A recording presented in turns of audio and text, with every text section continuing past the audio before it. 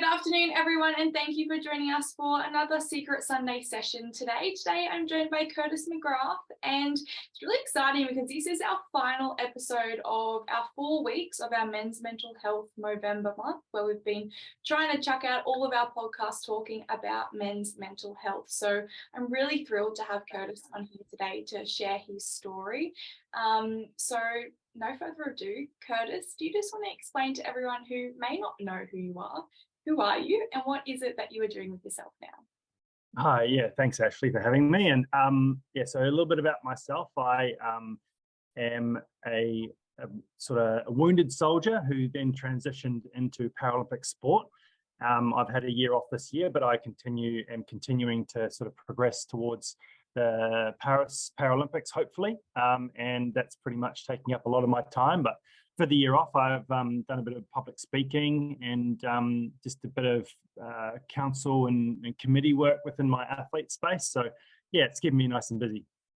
Absolutely amazing. And if we dive straight into your story, and you did say that you are a wounded soldier, for those that don't know, do you want to explain a little bit about what happened in your situation? Yeah, so I'll try to go as briefly but as descriptive as I can, because it can be a bit of a long story. But I was in the Australian Army in 2012. I actually enlisted in 2006 as a combat engineer. And in 2012, I deployed to Afghanistan. And our role in Afghanistan is to look for and provide explosive devices, homemade landmines, IEDs, and things like that. So and you could say that I did my job very well, and I did find my an IED, albeit not the most comfortable way of doing it. I stepped right on top of it, and it detonated beneath me and took both my legs instantly. I was also the combat first aider, which is like an unofficial medic for my squad. So I had to instruct the team through the first aid, initially through the first aid process until Cordy, who came over, who was the other combat first aider for the other squad, came over and sort of took over the scene and instructed them through that initial first aid and, tourniquets and IV fluid and morphine and things like that. And, like, I can say all you can, but actions, are the reasons why I'm here. And there was some very brave men around me that, conducted themselves with absolute courage and bravery and saved my life. And it's probably, definitely one of the reasons why I'm here today, to be able to talk to you. But in that sort of process of getting me off the battlefield onto the helicopter, which is about, 35, 40 minutes sort of wait, as the guys carried me along in the stretcher, I said to them, I'll be right, guys. I'll figure something out. Well, maybe I'll just go to the Paralympics or something like that. So, and that wasn't necessarily a promise of action. It was more of a promise of hope, because I was very aware that the trauma that I was going through, laying on the ground there, was not just my trauma. It was their trauma too. And if I could say something that would hopefully give them hope, or give them some sort of optimistic outcome of the situation, because it was pretty dire. And 90% of the people that sustain injuries that I received don't survive. So and it wasn't, it's just something I said in the moment. It wasn't something that I it didn't, you could say it planted the seed to what I became later on, but at that moment it was just a passing thought to hopefully ease some trauma. So and then fast forward about 4 years, and I managed to don the green and gold and line up at the Rio Paralympic Games. So obviously there's a lot to break down in between all that. So I'm sure you've got some questions there. Yeah, I'm like, where do I start? But I want to start with that moment when, you said that you made that comment to the people around you and that you were trying to be hopeful for them. But how did you stay strong for yourself in that moment? I think there was a bit of purpose in the initial part. In the first sort of 20 odd minutes, there was a lot of first aid to be done, and it was something that we'd been trained specifically to do, myself and Cordy. and we were both the combat first aiders, as I said before. So we were trained in IV fluid, in traumatic amputations, in morphine distribution, and so we understood, and I understood very acutely that I was all of the above, and I needed all of it, and I needed it very quickly. And as I said before, it was the actions of the guys around me that ultimately saved my life. But me having that training allowed me to focus on that stuff and that action that was required. So that allowed me to have the sort of something to think about. I wouldn't say a distraction, because it was of purpose, and it was if it wasn't done, it was death.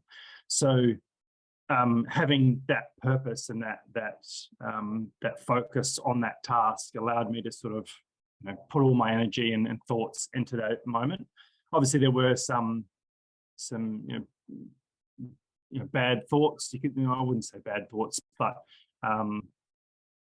obvious thoughts is probably the better way. Am I going to die?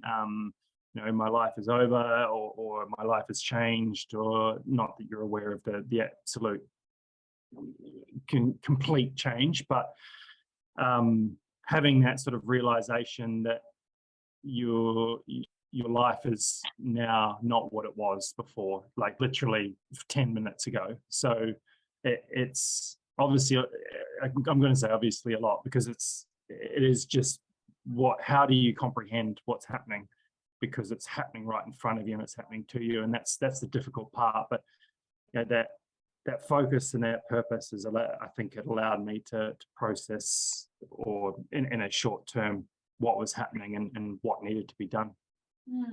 I would imagine as well during that time it would have been quite painful. How do you switch off that pain and go, I have a job to do and it's all about survival right now? Well, there's obviously three human reactions that everyone or most people display given a situation like that, and that's fight, flight, or freeze. And in that situation, I couldn't run away, but at the same time, there was an obvious thing that I could treat, and that was my fight. So I was going to jump in and try and instruct instruct the guys how to do it, or even try myself and make sure that they were doing the right job. And so I was being a pain in the ass, and I was getting up my elbows and checking that the bandages were tight and the tourniquets were tight and all that sort of thing. And Cordy was instructing all of that, like he was the one who was in charge and making sure that was actually happening. And I just is probably trying to be a part of the thing. But the pain itself was incredible, and it's really difficult for me to explain, because it wasn't just like my legs that were sore because they were obviously missing. It was like my hands, my head, my torso it all felt the same. It wasn't sort of isolated. When you cut your finger or get a cuticle or something like that on your finger, your finger's sore. It was just like my whole body had the same amount of pain. So it was so intense that I didn't realize that my arm, my hand was all buggered up. It was lots of broken bones and burns and all that sort of thing. And because that pain was so severe and intense, I wasn't able to realize that was happening. So I was still using my hand. But having that task and knowing the severity of the injuries probably allowed me to focus on it. And adrenaline's an amazing drug that we can produce, and given the situation. So that was something that was definitely coursing through my veins. And looking back on that experience, or specifically that moment, what do you think of that environment that you were in? Because a lot of us hearing that story would think, emotions of like sadness, of feeling upset. But how do you view that point in time in your life? Yeah, and I felt them, definitely. I was very upset. I was crying. There was guys crying around me. It was very an emotional experience, and given that I knew that how severe my injuries were, I was quite lucky. I'm 6'4", and having that height. This is a bit of an off topic, but knowing the injuries that I had a very large wound up the back of my thigh that went into my femur bone. And if I was short, say 5'6" or something like that, that wound would have gone up into my torso, and you wouldn't be able to put a tourniquet on there. So having the height and being as tall as I was allowed that injury not to be as severe as it could have been. So in that sentence, knowing that I was very lucky, but also in a very precarious position, and having the realization that I could die here was frightening. It was scary, and knowing that I hadn't sort of thought about this. And I was 24 years old. I was the oldest guy in my squad, and having, I wouldn't say ignorance, maybe naivety, just being of the age I was, understanding that what life I had ahead of me until that moment. And that's something that, the perspective that I've got now is what is actually a bad day and what is not. So having all that comprehension in my mind, and realizing that the longer that helicopter would take, the closer I'd get to death, because by the time the 20 minutes was done, we'd finished all our first aid. There was nothing else we could do, no more resources that we had to make the situation better, other than making myself comfortable, which I was, and thankful for the actions of the guys, especially Cordy. And he, in that moment, I had this realization that this is pretty bad. I'm probably going to die here. And I had written some letters to my family and my girlfriend and my brother and sister, and letters, like death letters, to say I wasn't coming home. And I pulled in my mate and I said, mate, you're going to have to print off these letters and send them out to the respected people. And that burden, that task, that request that I had asked Pitch, it was, he was the guy who was sort of near me when the blast went off and put on the first tourniquets to me. He was 19, and I knew that burden to put on him was immense, like the scale of that. And I was acutely aware that he was probably going to be the one that was going to suffer the most, given his age. And I was wrong about that, by the way. He took it very well. He took it, as strong as anyone could take it, and he just stuck to it, and would have gone through with that task if the inevitable that I perceived was going to happen, but it didn't. So luckily enough, the chopper rocked up straight after that. So there's a long answer. Yeah, no, but it's real, and I think that's what people need to hear as well, because we only hear and see about this in movies. We don't hear the real stories, and we don't experience it. Yeah, and that's something that I think the movies, they dramatize it, but not in a way that's unrealistic to the traumatic event. They capture that in such a way that it can be too realistic sometimes. Like there's this new film on Netflix at the moment called All Quiet on the Western Front, and it's a remake of an old book and an old film of the German perspective during World War I, and how in this day and age we can, in our media, we can create these environments that almost feel like you're there and you've got the emotions of these soldiers. And especially, World War I was such a traumatic war, and the exposure to the trauma that was daily is horrific. But in my situation, having this happen, it was just something that that you were aware of because of our media, but at the same time you didn't expect it to happen. And it was maybe because of our ability and our training and our sort of intelligence and all that sort of thing. So it was tricky to comprehend, but it's not something that we didn't expect. It's just something that it's not something we weren't prepared for. It's just that we weren't expecting it. And at such a young age, like you're talking about your early 20s, to have to go through that experience, it brings me back to the question of why did you want to enlist then? Well, I always had a sense of, I wouldn't say service, I would say more I was attracted to the adventure, going overseas and experiencing new things and the very team-orientated nature of the military, and doing it with they're my comrades, but they become your friends and they almost become your family. And given that you live, pretty much in each other's pocket on a deployment, it very much they become your brothers or your sisters or whoever you are, and that allows for this sort of great connection, but also this great adventure with friends. And I think that's something that attracts a lot of the younger demographic into the military, because going through high school and maybe a little bit of university, and you might come out the other side saying, oh, I'm still keen to explore and to experience things, but also to give back. And I think in my role as a combat engineer, we weren't always in a combat situation. Probably 5 years of my time in the military was all humanitarian based. So we were building, medical centers and orphanages and all that sort of thing. So there's this great sense of giving back to society and hopefully providing safety and security for the places that we go to. And that was our role in Afghanistan. So, looking back now, it's just over 10 years ago, and I'm got this sort of wisdom, you could call it, that that's a bit naive to think that you could go into a war zone and not expect anything bad to happen. But that's just the realities of conflict these days.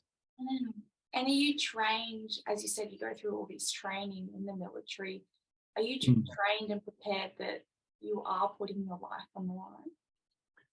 Not in a way in which you really understand it, and the actual cost of it. And it's only in reflection and time that you have the sort of the perspective to think, man, that was close. Like, I actually almost gave my life for Australia's values and the freedom and security of the people of Afghanistan.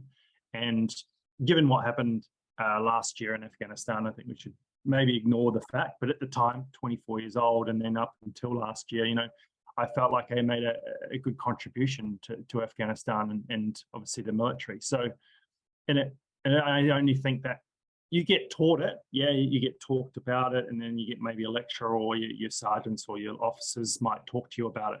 But at that age, you've got no sort of comprehension or actually what we're doing and why we're doing it. And you're just there to maybe have a good time and do your job well, and you might enjoy a certain aspect of your role. And I wasn't a great fan of my role, but at the same time, I had amazing friends, and that's why I sort of stuck with it so long. Wow, it's crazy, because often you do hear the stories of people going to war or in training and saying as well, like, we don't even know what we're fighting for, who we're fighting against, and it's hard, I guess. And as you know, being in that environment, it would be so challenging to be put through all that. But then talk me through transitioning. So going through that experience and then coming out, how did you transition back into a new environment, one that now you were definitely having to live a different lifestyle?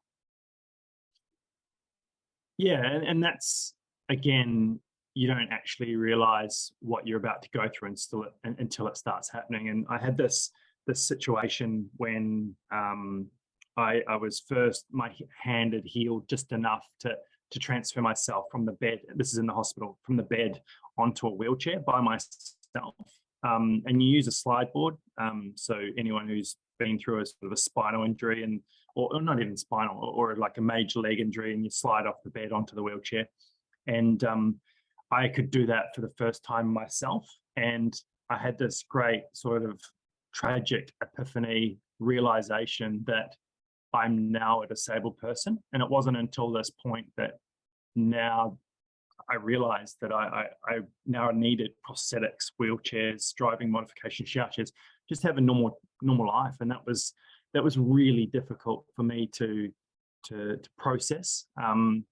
I broke down. There's this photo I've got from my time in hospital, and Rachel, my wife, my girlfriend at the time, she was next to me, and like the photo was taken by the physio because it was the first day of physio, and like immediately, like 2 seconds after the photo, it was just like dawned on me. You could almost read it in my eyes, and it was really difficult going from a fit, healthy, active, fully able 24-year-old now to, in my mind at that moment, had all that taken away from me. And you know, I assumed, and I thought that, you know, I'd heal, I'd get my prosthetics, be up and walk out of the hospital, and it's so much bigger than, there's so much more in that process of healing, that it's not just about, you know, putting prosthetics on. It's about all the muscles and all the people and all the time and all the energy that you expend just trying to get to that one point. And it was almost that I had a realization that this was about to be the next phase, and that was quite difficult. So you know, I went off to physio, and Rachel, who was with me, as I said, was very important during this time, because I was very demotivated. I was very pessimistic. I didn't see much hope for the future. I didn't see any opportunity ahead of me. And she sort of consoled me firstly, and, you know, made me feel, you know, very loved, which was amazing. But also she gave me a bit of perspective on, you know, how about we set a goal? How about we like try and focus on something that could get me through it? And that was, you know, probably the most important statement that anyone said to me in the hospital. And it was all about sort of rechanging my focus to thinking about what I could do rather than what I couldn't. And I think that's probably the most important part of when you have a traumatic injury that changes your life, whether it, you know, you blow out your knee in a footy game, then your footy career's over, or you get a career-ending concussion in sport, for example. Or if you're in a car crash and you break your pelvis and you get some paralysis in your leg or something, you know, something traumatic in a way. And that perspective allowed me to focus on what I was trying to achieve and where I was going, rather than where I've been and what my situation was now. And that's important, to think about those things and reflection and learn and experience and process and review. But how do you move on from that? And that was, you know, now that I've broken it down and thought about it a lot and told this story a lot, I now understand that having that person in your corner to help you through it and look forward it's instrumental to improvement. And that's what I did. So I was like, well, I might as well go after physio and do as much as I can and try and get up walking for when the guys got home from Afghanistan 3 months later. And that was sort of the catalyst towards my mentality to change and look forward to the future. And that was super important. Sounds amazing, and it's so much physical growth in all of that, in like those baby steps and being patient with your body. But you also went through something extremely traumatic that would have traumatized you mentally. How did you cope with that, and how did you get support to really process what had happened? Interestingly, we'd been told in the military that when we were exposed to a horrific event of the nature in which I'd been through, you would get PTSD, post-traumatic stress disorder. And that was a no-brainer. Like, completely obvious, completely what happens. That's just what happens. So this is with their signs and symptoms. This is, you know, be ready for it when you experience situations or witness something like this. And I was like, oh, righto, here we go. So this is going to be another fun thing to have to go through. And there's a lot of sarcasm there if anyone's didn't get that. And trying to identify that I had PTSD was really difficult. So I was in hospital thinking, you know, like, where's the bad dreams? Why aren't I, you know, anxious all the time? Why am I not worried about the room? Or why am I not worried about that loud noise? Well, something's wrong with me. I don't have PTSD. What's going on? And so I spoke to the nurse, and the nurse then got the psychiatrist to come in and did like a psych assessment on me. And we went through the story a little bit, and, you know, as much as a 2-hour session can do. And he sort of came to the opinion that I was okay. That there was sort of no post-traumatic stress signs and symptoms that were displaying, or there was nothing that he was concerned about. And I was like, oh, that's a bit strange considering what we'd been told. So I think what the military was trying to do is make me aware of the signs and symptoms, and therefore you can identify when you do need some assistance or help in psychiatric care, or a counselling, or even just a chat with friends and family about your mental health and about how you feel emotionally and mentally. And that was kind of odd for me, because my training had taught me a lot and helped save my life, but yet it was wrong in this aspect. And that sort of lays out a bit of an interesting sort of perspective, that it doesn't matter who you are going through a traumatic situation. Everyone experiences it differently based on their upbringing, their ethnicity, their religion, all the prior experience of their life. And then there's genetics as well. We can throw in that, some people have more predisposition to mental health issues. And I had nothing traumatic happen to me in my earlier life. My parents are in a loving relationship still, and my brothers and sisters are healthy. And it was very odd for me to have to go through this and couldn't find how I was resilient. And I think it was because of the support that was around me, and having that support to look forward to the future with Rachel by my side, and having that love and care around me, but also having a bigger support network behind me from the military, from the veterans community, and then from my school friends as well. So in a long way around, like having this realization that I was sort of healthy and mentally healthy, in the best way I could put it, it allowed me to sort of make the next step forward in order to look forward to where I was going, and as I said before, what I could do rather than what I couldn't. Amazing. And you talk about having a lot of that support around you. Were you willing to utilize that support, where talking about that experience and opening up about how you were feeling?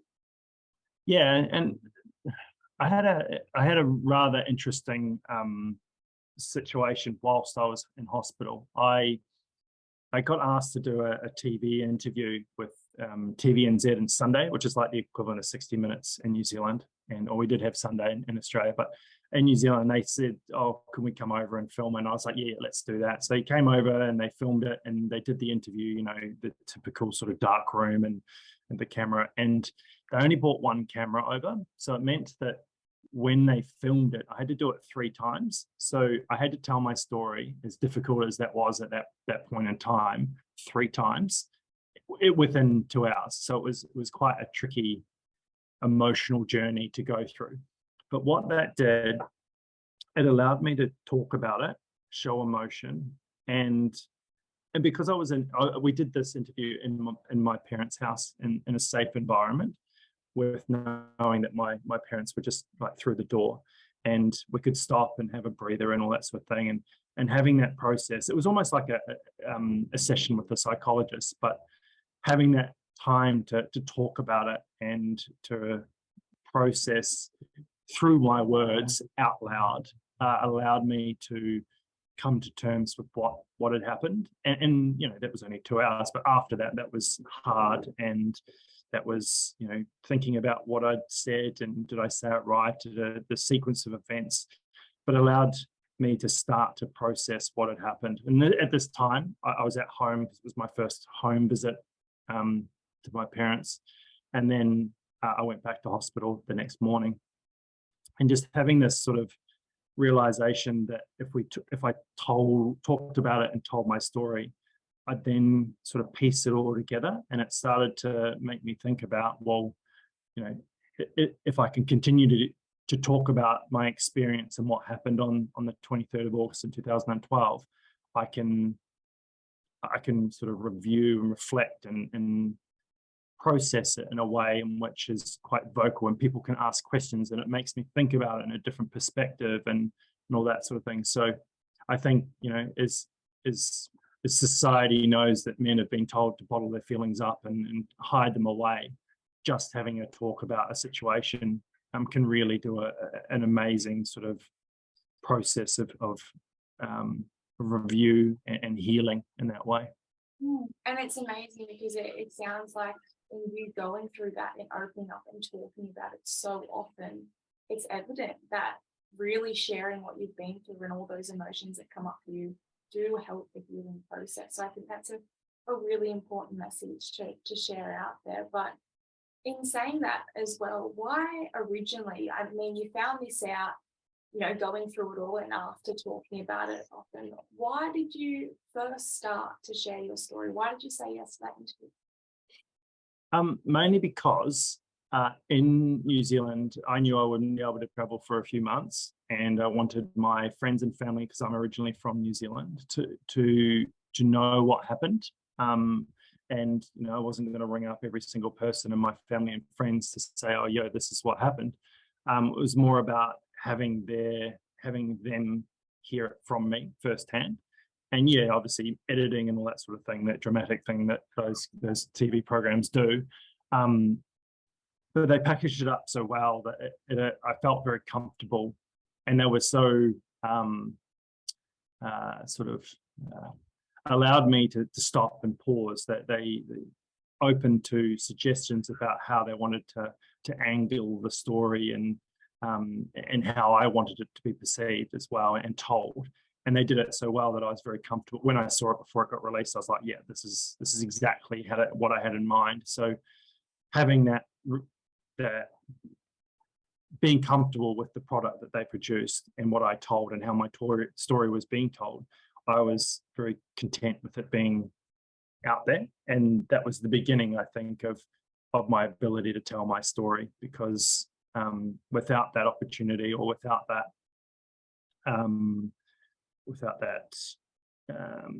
healing through telling my story, I think that's part of the reason why I've sort of fared quite well when it comes to mental health.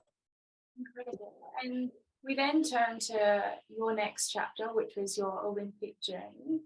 How did that begin? Obviously, it did begin that day that you did mention that that's what you were going to do, but were you ever really serious about it? And when you started, what happened? Yeah, so through when I think I'll just go back a little bit, and it was when I left hospital. That's one of the hardest parts of a person who's just acquired their disability.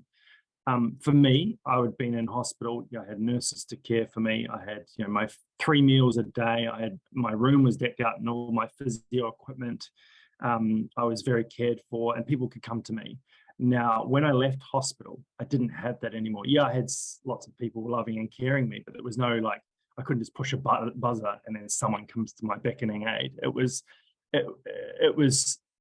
a big change, and that's one of the most difficult parts of the healing process, especially mentally, because you feel like you are worthless in that moment. But at the same time, I needed a system, and I needed people to want me to do things. And the military rehabilitation center was very keen on me coming in and doing my rehab. And initially I was put into the rehabilitation center in the hospital on the military base at Gallipoli Barracks in Brisbane. And that's where most, like, knee reconstructions and ankle, broken ankles, they all do their physio there. So they're getting ready to go back to their units to serve. There was another organization on Gallipoli Barracks called the Soldier Recovery Center, and that was more centered around mentally wounded people with post-traumatic stress. And there was a few, combination of physically and mental injured people. And I got told, "Oh, you're going to get sent down to this center." And I said, "Oh, can I go and check it out first, and then I'll make a decision whether that's the best situation or place for me to recover."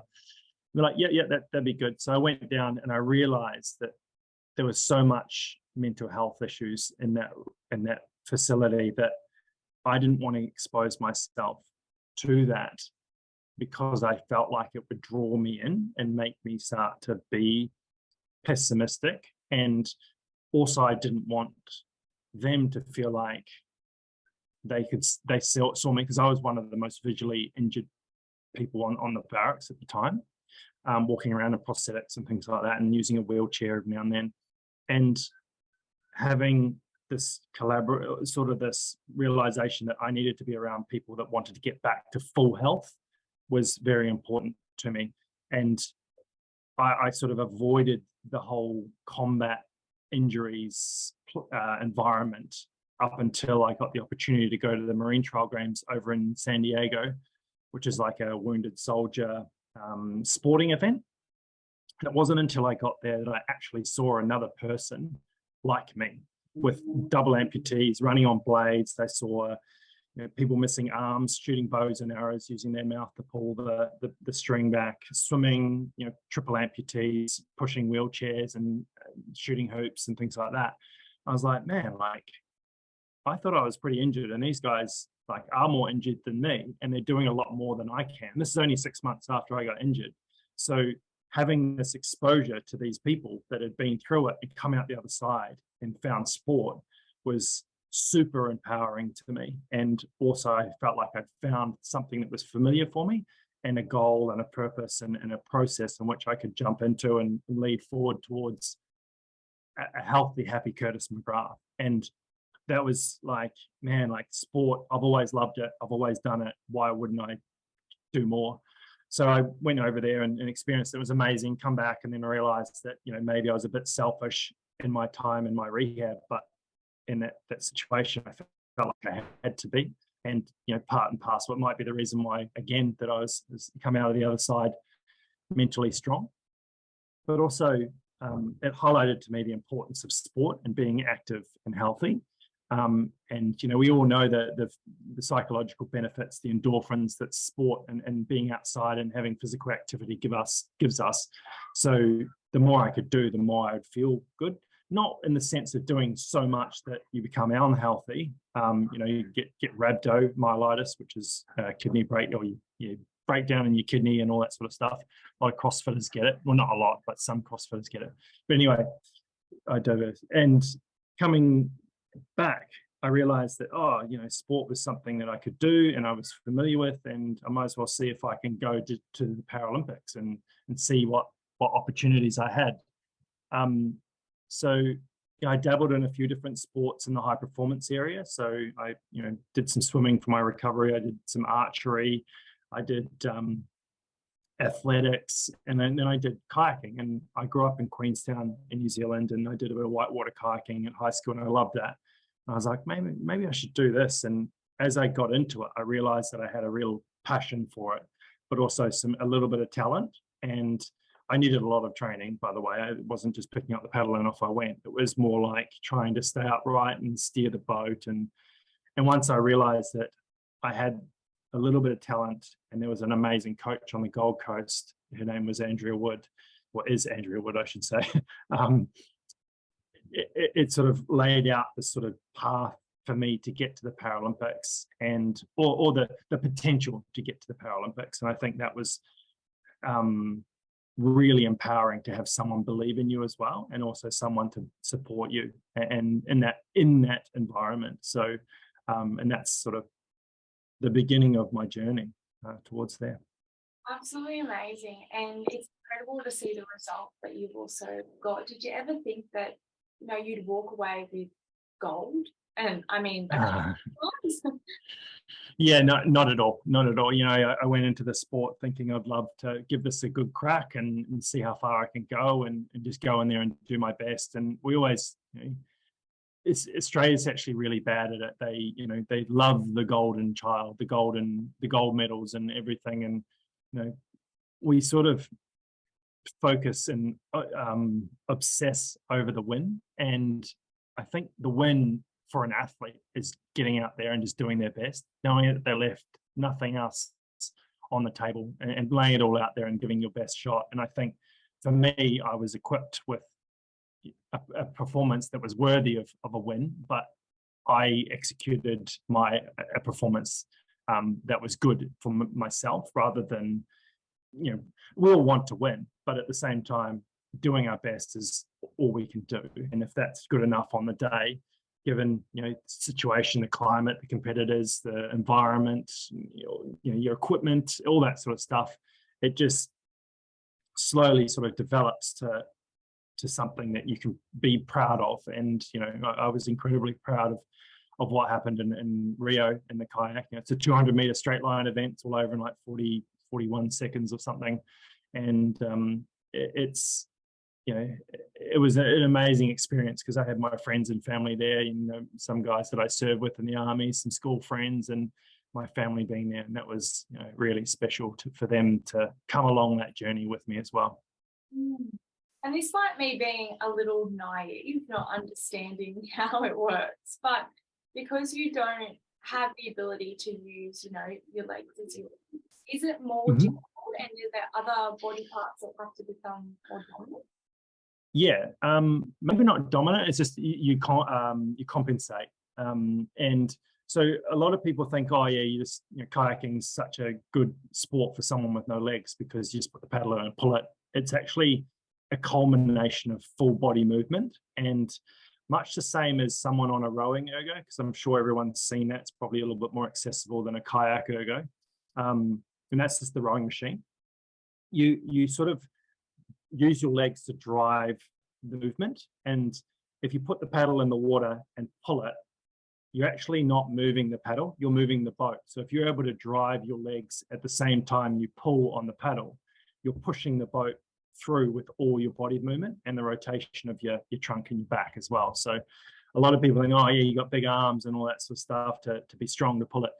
You actually want a really big strong back, because that connection to your body, your legs and your arms is obviously through the torso, and that having that strong and that connected means you go faster. So the analogy that people use is putting the paddle in the concrete and pushing like you're on a skateboard. You'd be pulling past the stick or the paddle that's on the ground. So and that's sort of how it happens. But you know, because I don't have my legs, that reduces my ability to make the boat go as fast as what I could with legs.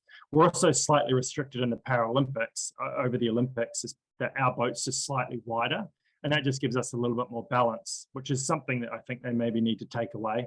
Because it's a high performance sport, let's not make us slower because of you think that we can't balance the boat, or they think we can't balance the boat.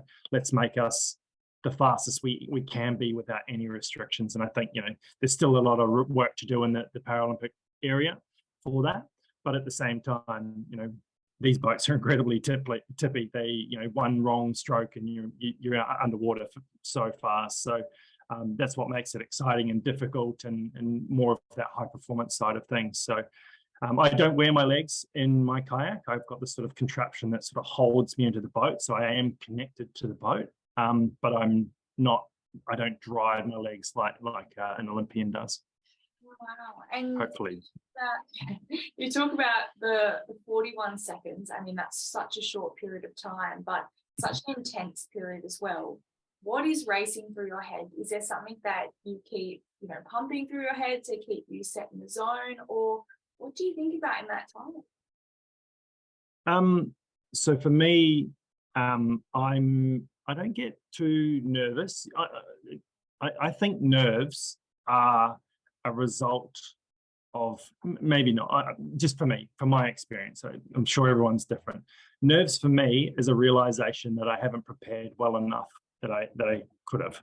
So if I am, you know, for example, in 2019, I got married and went on honeymoon and drank too much and ate too much and felt great about myself and had an amazing time.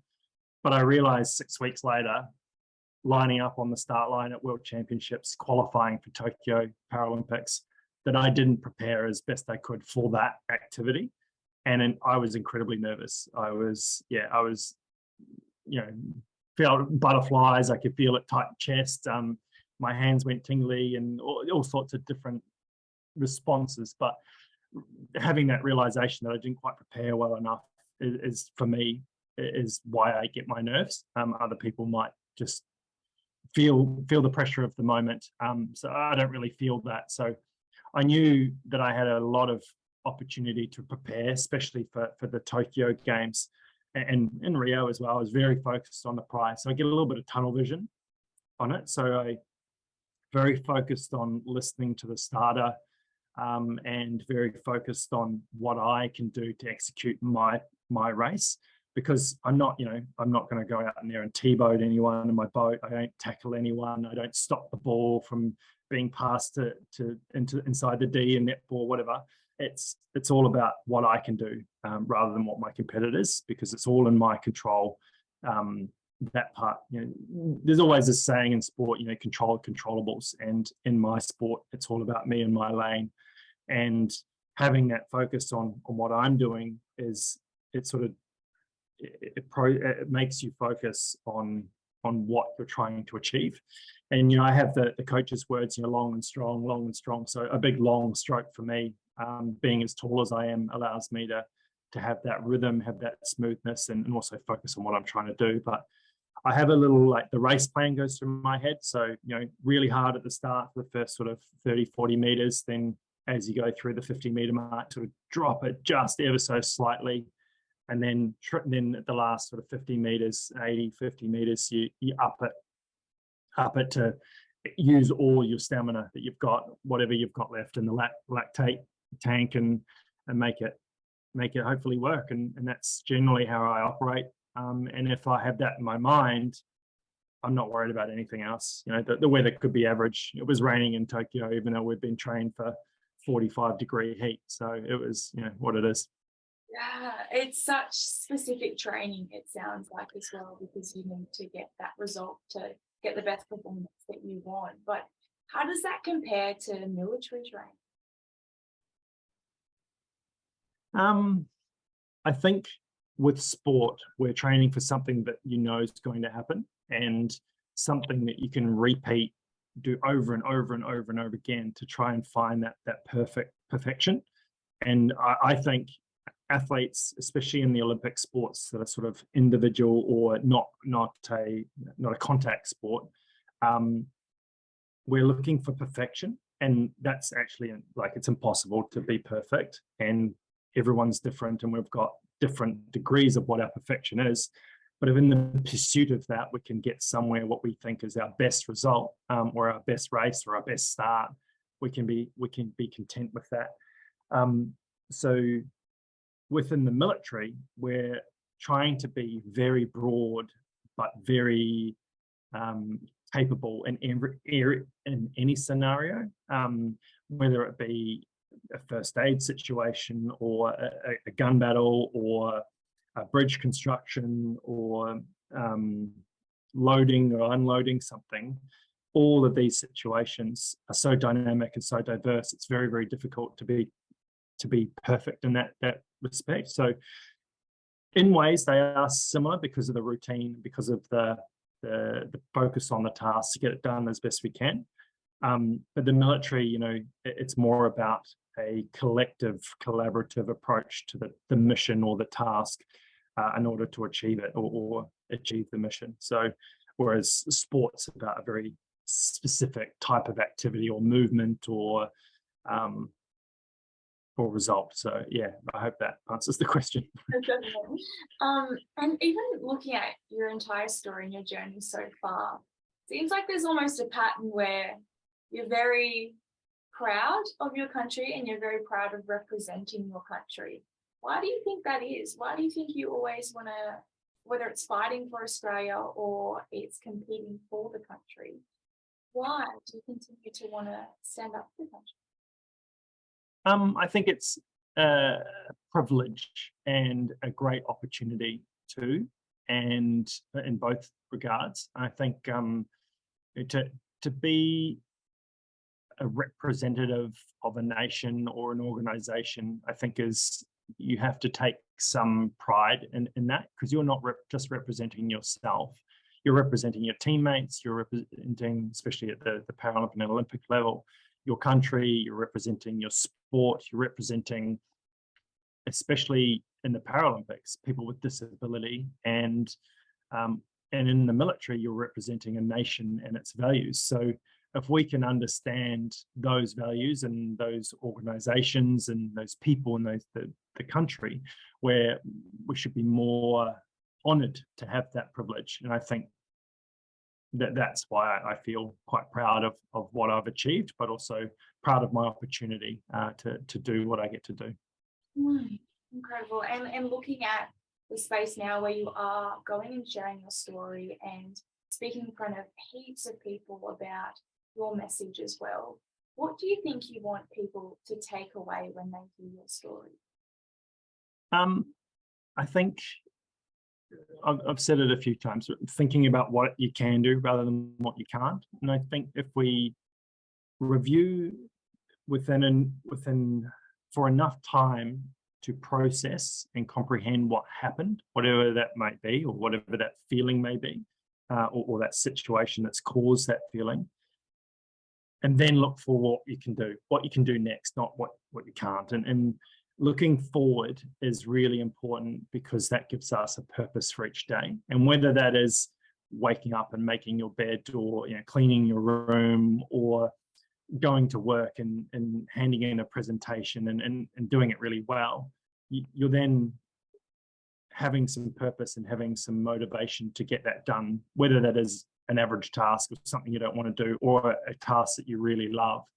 When you have that opportunity to go forward, you're obviously improving in some way. And whether that is a really average task, as I said, it might be something you don't want to do. Is if you can get that out of the way, you can then get onto the things you can enjoy. And I think we get comfortable being comfortable and doing things that are easy, and we need to be challenged in a way that makes us feel uncomfortable. And because when we're in those moments, we then grow and we become more comfortable with being in environments and in situations that are hard and are difficult and require more thinking, more energy, more resources, more support. We can then be more resilient as we deal with challenges around us.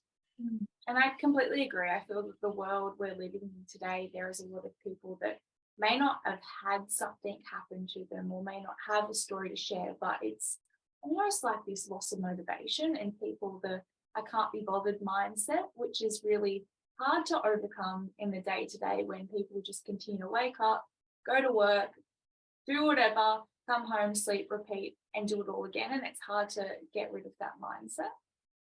Yeah, I think there needs people. Not everyone's ambitious, but you need a little bit of ambition in order to. And whether that is finishing your book or all those little tasks I just said before, it just that little bit of ambition to achieve something will help you move forward. And whether that, like I said, like whether those are tasks you like or not, once you are moving towards the completion of that, you're able to then move to something else and building a bridge of improvement, whatever that may be. And I think it's really important, as you suggested earlier, is that those support networks. I think they are really critical in a world where we're very disconnected, and it's so much easier just to jump on the phone or text a friend or call a friend. It's about having those true core networks that you can not only rely upon, but also just connect with in everyday life. Yeah, and not everyone is. I understand. I'm in a very fortunate position with a loving family and a wife, and some amazing friends and family around me. And not everyone has that. And that's the difficult part is trying to find support networks around us. And for me, in my opinion, I think sport's a great connector of people. It bridges gaps. It doesn't matter your background. It doesn't matter where you're from or how much money your parents had or what school you went to. It's about coming together with a group of people to achieve the task or the beat the other team or win or connect with people that are trying to do the same thing. And when we connect in a way that is goal orientated, we feel a much more sense of purpose, much more sense of value, and much more motivation, and that can flow on to other parts of our life as well. There is. And then lastly, where are we going moving forward? Is there any upcoming preparation for new Olympic goals or anything personal happening? Yeah, I would love to be able to compete in the Paris Paralympics in 2 years' time, and next year is our qualifying year. So it's a very, very busy year for our sport. It's the most amount of international and domestic competitions that we have. So that's exciting. Given that I've had a year off, I've got quite a lot of work to do to get back into shape and to get back ready and back to my fighting best. But at the same time, just chipping away at a few different things. I've got some job opportunities with the Brisbane 2032 games coming in 10 years. So obviously that's a long runway, but I think making the most of the runway we've been given to make sure we execute an amazing games, not just for that year and the 4 weeks or 6 weeks, including the Paralympics in 2032, but the legacy beyond that and around it for people with disability and Paralympic sport and sport in general. And I think there's so many people can benefit from getting outside or even getting into a swimming pool and getting those endorphins flowing and trying to live a healthy and active lifestyle. So we'll just have to see if I won't be competing I should add, in 2032. That's not something I'm aiming for, but there's a lot of opportunity around the games for other employment or other activities, which I'm excited about. Awesome. I don't think there'd be a better person for the job to really be amongst that environment. So congratulations on all of that. And thank you so much for joining us today and sharing a bit of your story and your message and spreading that hope and that support. And honestly, congratulations on everything. We're so proud of how far you've come, and to see where you are now, to even have a smile on your face and to be able to go on and enjoy the next part of your journey is phenomenal. So congratulations once again, and thank you for joining us. No, thank you very much for having me. Thank you. Kind words. Cheers. No worries. And thank you so much to everyone else out there as well for joining us for another Secret Sunday session today. Have a great afternoon, and we'll catch you guys all very soon.